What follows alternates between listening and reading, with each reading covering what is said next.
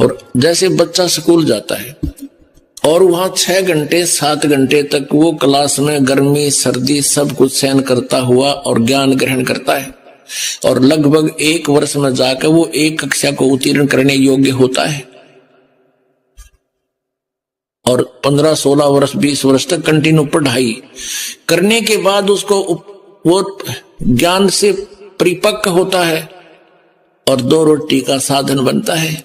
और इसलिए यहां आप जी को ये दास एक ये सत्संग रूपी लेक्चर सुना रहा है, इनको आप जी ने सुनना ही पड़ेगा इस परमात्मा के पाने के लिए और मोक्ष प्राप्ति के लिए।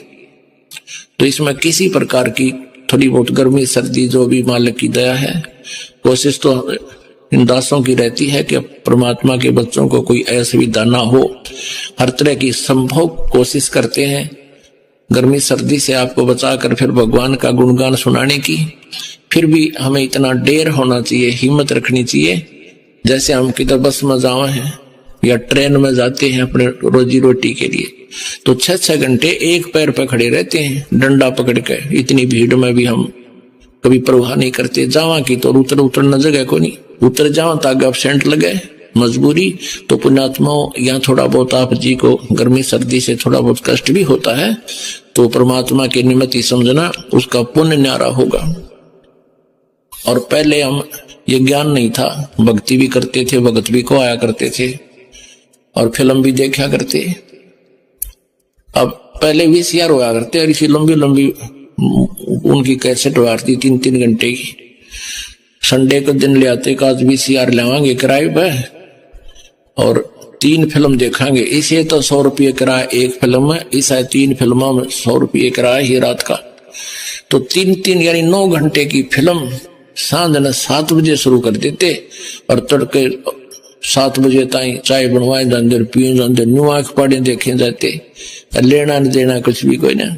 और यहाँ परमात्मा के लिए जितना भी समय आपको मिलता है, सौभाग्य आपका ये सत्कर्म लेना, ये बार बार दाव नहीं लगा करता। इसे अमृत ज्ञान को सुनने का, ये दंत कथा सुनते सुनते हम बहरे हो गए, भगवान की भक्ति करते करते हम थक लिए और कोई लाभ मिला नहीं, क्योंकि वो भगवान नहीं मिला जो लाभ दिया करता है, वो परमात्मा का हमें ज्ञान ही नहीं था।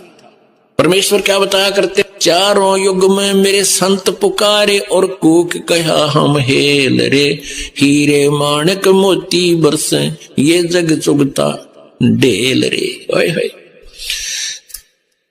जैसे ऋग्वेद मंडल नंबर 9 सूक्त नंबर 86 मंत्र नंबर 26 और 27, ऋग्वेद मंडल नंबर 9 सूक्त नंबर 82 मंत्र 1, 2, 3, ऋग्वेद मंडल नंबर 9 सूक्त 82 मंत्र 1, और भी अनेक स्थानों पर ऋग्वेद मंडल नंबर 9 सूक्त 96 के मंत्र 16 से 20 तक ये स्पष्ट किया है कि वो परमात्मा सतलोक से गति करके आता है, वो कबीर देव है, कबीर साहब, और अपनी अच्छी आत्माओं को मिलता है।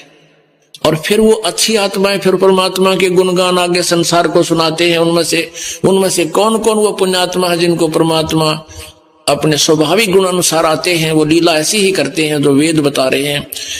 उनमें से परमात्मा किन किन को मिले, आदरणीय धर्मदास साहिब जी को, आदरणीय नानक साहिब जी को, आदरणीय मलुकदास साहिब जी को, आदरणीय गरीबदास साहिब जी को, आदरणीय दादूदास साहिब जी को, आदरणीय घीसा दास साहिब जी को। ये वो श्रेष्ठ आत्मा, और इन पुण्यात्माओं ने, इन संतों ने आज्ञा परमात्मा के गुणगान गाए, यही ज्ञान दिया जो परमात्मा उनको बता कर गई थी। उनके विषय में कह रहे हैं कि चारों युग में संत पुकारे कूक कहा हम हेल रे, हीरे माणक मोती बरसे ये जग चुगता ढेल रे। हम तत्व ज्ञान और यथार्थ भक्ति मार्ग रूपी हीरे और मोतियों की वर्षा कर रहे हैं, हमें आपको ज्ञान सुना रहे हैं।